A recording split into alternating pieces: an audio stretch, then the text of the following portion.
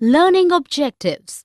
After studying this module, students will be able to state the meaning of accounting ratios, learn the objectives and limitations of accounting ratios, know the types of accounting ratios, understand how to calculate the different types of ratios. Introduction to accounting ratios. The comparative statements, common size statements, trend analysis, accounting ratios, and cash flow statements are considered as the common tools for the financial statement analysis of an organization. Here, we learn accounting ratios that help us to know about the company's solvency, efficiency, and profitability. Meaning of accounting ratio. A ratio is a mathematical number that helps to calculate the relationship of two or more numbers. The ratio can be expressed in percentage, fraction, proportion, and a number of times.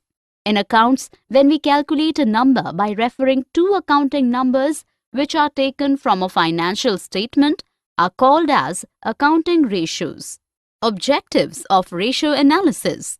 Ratio analysis is the important for interpreting results given by financial statements.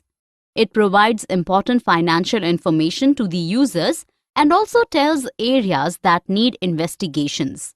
Ratio analysis involves regrouping of data by applying arithmetic relationships. It is a complex process and requires fine understanding of the rules used for financial statements. It provides comprehensive information to the analyst, such as to know areas of the business that requires attention, to know the areas that can be improved with the desired direction, to provide a deep analysis of profitability, efficiency, and solvency of the business, to compare the performance with the best industry standards, to provide information for projections and estimates for the future. Advantages of ratio analysis. Ratio analysis improves the user's efficiency of conducting business. When a property is analyzed, the ratios make us understand various problem areas and bright spots of the business. The problem areas help management to make the situation better in the future and take care of such things. There are many advantages of ratio analysis. Helps to understand the efficacy of decisions. The ratio analysis tells whether the organization has taken the right kind of financial, operational, and investing decisions and help them to improve, simplify complex figures, and establish relationships. Ratio analysis simplifies complex accounting figures and summarizes the financial information effectively. It helps to assess firms' earning capacity, managerial efficiency, and creditworthiness. Helpful in comparative analysis. The ratio is not calculated for 1 year, but they help to explore the trends in year by year. These trends help to make projections about the business in the future. Identification of problem. Ratio analysis help in finding out problem areas as well as bright areas of the business so that the problem areas can be improved and better areas can be more polished. Enabled SWOT analysis. Ratios tells about the changes in the business so that management can do strength and weakness analysis of their business to find the threats and opportunities of the business. Various comparisons. Ratio analysis helps to set benchmarks for the business and later to assess the business performance whether it is better or not. The solvency, profitability of the business is compared over the years within the organizational targets, with other organizations, and with standards that are set for the organization. Limitations of ratio analysis. Limitations of ratio analysis that arise from financial statements. As the ratios are calculated from the financial statements, so any issue in the financial statement will also creep in the derived analysis. There are certain limitations of the ratio analysis. Limitations of accounting data. Accounting data reflect a recorded fact. accounting conventions, and personal judgments all combined together. For example, profit of the business is not a precise and final figure. It is just an opinion of the accountant after applying accounting policies. So, the financial statements may not reveal the true state of affairs of the enterprises. And so, the ratios will also not give the true picture. Ignore price level changes. The financial accounting applies stable money measurement principle. It assumes that price level changes are either non-existent or minimal. But the truth is that we are living in an inflated economy where the value of money declines constantly. A change in the price level makes an analysis of the financial statement of different accounting years meaningless because accounting records do not take into consideration changes in the value of money. Ignore qualitative or non-monetary aspects. Accounting covers only monetary aspects of business. Hence, the ratios also reflect only the monetary aspects, ignoring completely the non-monetary factors. Variation in accounting practices. We follow different accounting policies for the valuation of inventory, calculating depreciation, etc. These variations leave a big question on the cross-sectional analysis. As there are variations in accounting practices in different business enterprises, a valid comparison of their financial statements is not possible. Forecasting. Forecasting of future trends on the basis of historical analysis is not feasible. Proper forecasting requires consideration of non-financial factors as well. Limitations of ratios.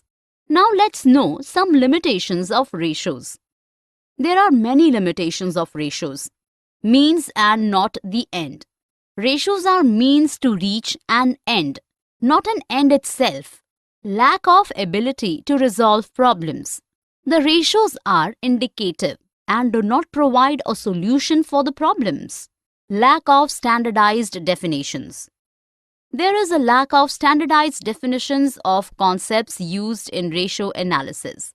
For example, there is no standard definition of liquid liabilities. Lack of universally accepted standard levels. There is no universal standard which tells the level of ideal ratios. Universally acceptable, and in India, the industry averages are also not available. Ratios based on unrelated figures. A ratio calculated for unrelated figures would be a meaningless effort. Types of ratios. The ratios can be classified as traditional classification and functional classification. On the basis of traditional classification, the ratios can be classified as statement of profit and loss ratios. When we take a ratio of two variables from the statement of profit and loss, is known as the statement of profit and loss ratio. For example, the ratio of gross profit to revenue from operations is known as gross profit ratio. Balance sheet ratios. When both the variables are from the balance sheet, then they are called balance sheet ratios. For example, ratios of current assets to current liabilities, known as current ratio. Composite ratio. It is a combination of two ratios from different statements, like one variable from the statement of profit and loss and another variable from the balance sheet. It is called composite. Types of ratios. Functional classification of ratios.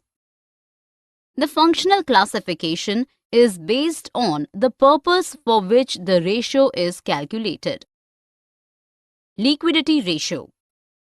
We know that the business needs liquid funds. The ability of business to pay the amount which is due to investors is known as liquidity, and the ratios that measure liquidity is known as liquidity ratios. These are short-term in nature. Solvency ratios. A business's ability to meet its contractual obligations towards external stakeholders is known as solvency, and the ratio calculated to measure solvency position are called as solvency ratios. Turnover ratios. The ratios that are calculated for measuring the efficiency of the business operations on the basis of effective utilization of resources. Profitability ratios. It refers to the analysis of profit with reference to revenue from operations of funds employed in the business, and the ratios calculated to meet this objective are known as profitability ratios. Liquidity ratios. These ratios are calculated to measure the short-term solvency of the business, whether the firm is able to meet its current obligations or not. These are calculated on the basis of amount of current assets and current liabilities in the business.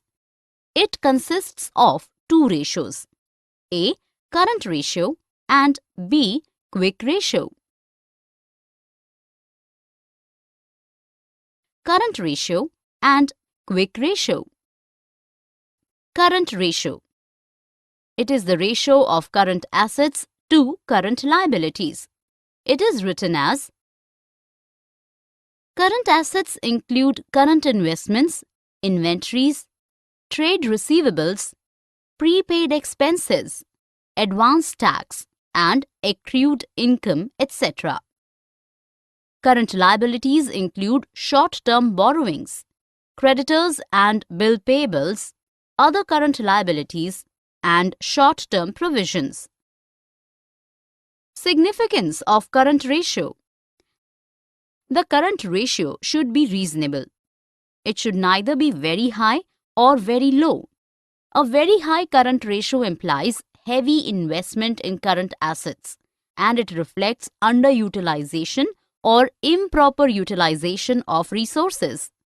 A low ratio endangers the business and puts it at risk of facing a situation where it will not be able to pay its short-term debt on time.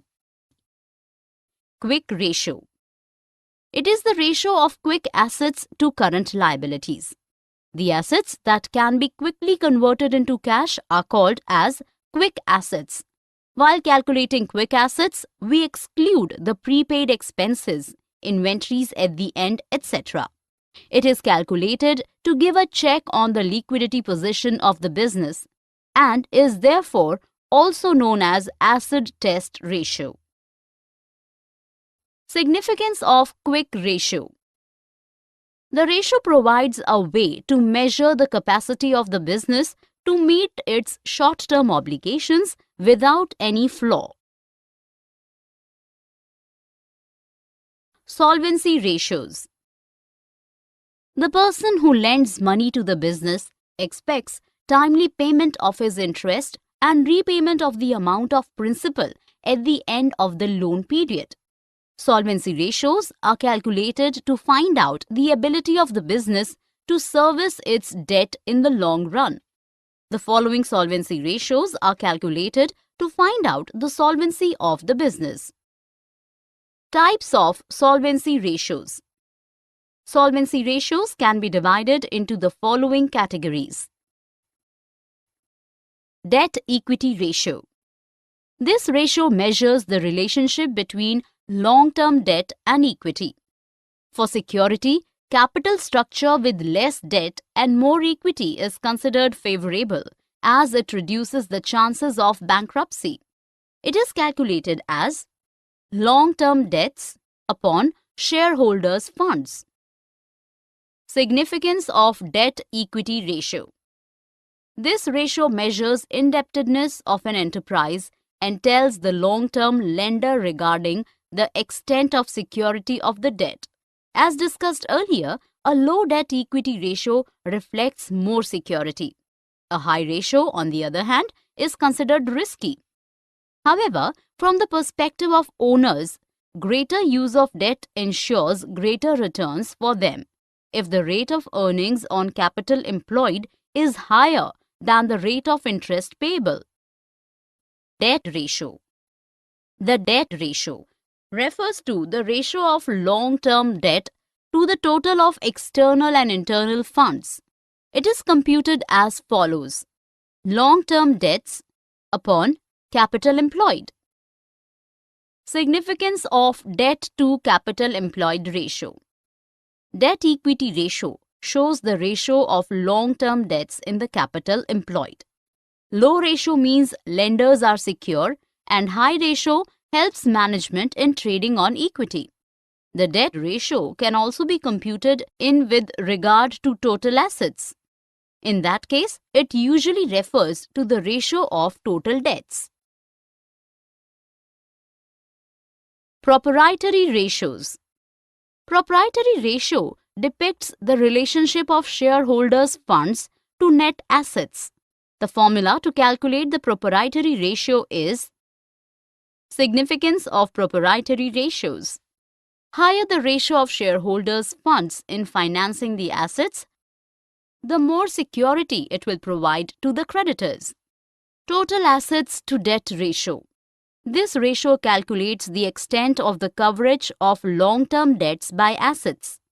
The higher total assets to debt ratio means that assets have been financed by owners' funds and the long-term loan is adequately covered by assets. Significance of total assets to debt ratio. This ratio mainly indicates the rate of external funds in financing the assets and the extent of coverage of their debts are covered by assets. Interest coverage ratio. This ratio deals with the servicing of interest on loan. It is a way to measure the security of interest payable on long-term debts. It expresses the relationship between profits available for payment of interest and the amount of interest payable. Significance of interest coverage ratio. It tells the numbers of times interest on long-term debts is covered by the profits available for interest. A higher ratio ensures safety of interest on debts. Activity or turnover ratio. These ratios tell the speed of activities of the business. These ratio expresses the number of times the assets are employed and if any assets are turned into sales during the accounting period. Higher turnover ratio depicts better utilization of assets and signifies improved efficiency and profitability, and as such are known as efficiency ratios.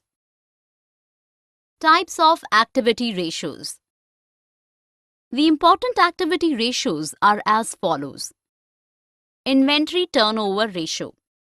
This ratio calculates the number of times out of operations inventory is converted into revenue during an accounting period. It tells the relationship between the cost of revenue from operations and average inventory. Significance of inventory turnover ratio. It is used to measure the liquidity. How many times the inventory is purchased and replaced during the year. Low turnover of inventory can be because of bad buying, obsolete inventory, etc. And high turnover is good, and it may be because of buying in small lots or selling quickly at low margin to realize cash. Trade receivables turnover ratio. The ratio that tells the relationship between credit revenue from operations and trade receivables is called as trade receivables turnover ratio. Significance of trade receivables turnover ratio. The speed at which the trade receivables are realized determines the liquidity position of the company. It tells the number of times the receivables are turned over and converted into cash in an accounting period. Higher turnover means speedy collection from trade receivables. Trade payable turnover ratio. Trade payables turnover ratio tells the pattern of payment of trade payable. A trade payable is created out of credit purchases and it expresses relationship between credit purchases and trade payable. Significance of trade payable turnover ratio. It tells the average payment period.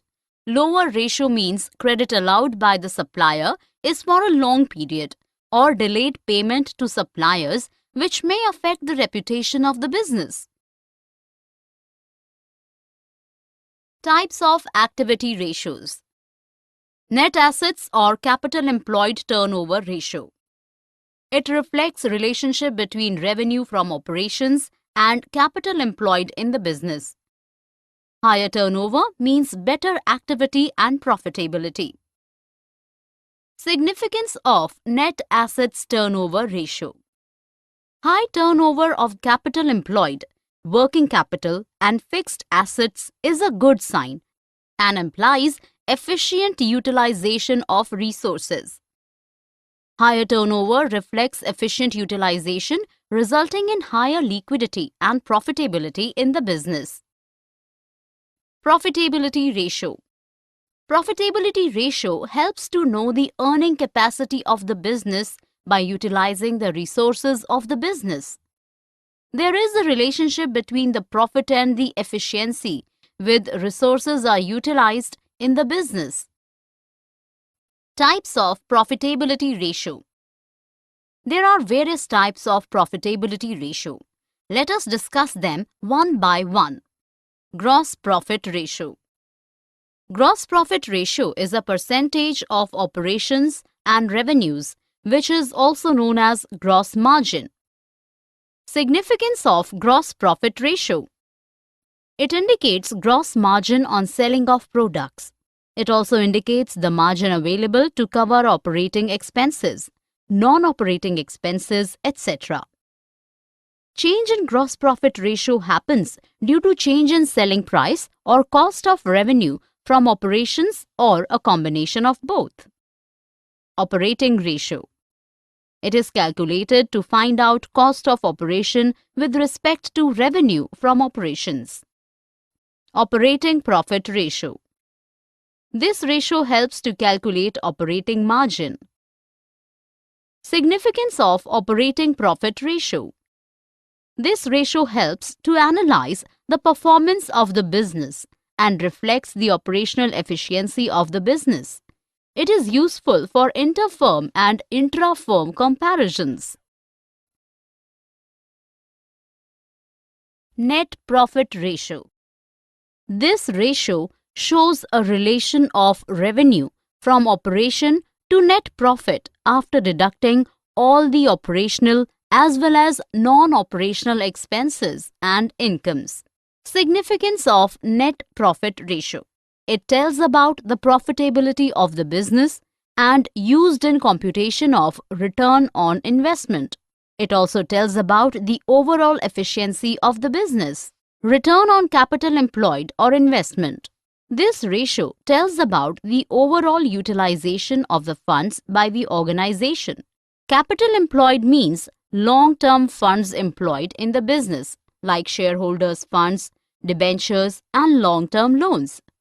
Capital employed may be considered as total of non-current assets and working capital of the business.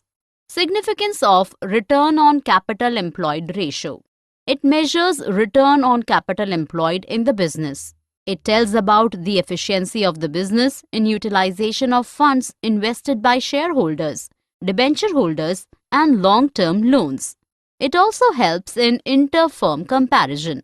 Return on shareholders' funds. This ratio is very important from shareholders' point of view, as they want to know whether their investment in the firm generates a reasonable return or not. The return should be higher than the return on investment. Otherwise, it would reflect that the company's funds have not been employed profitably. Earning per share.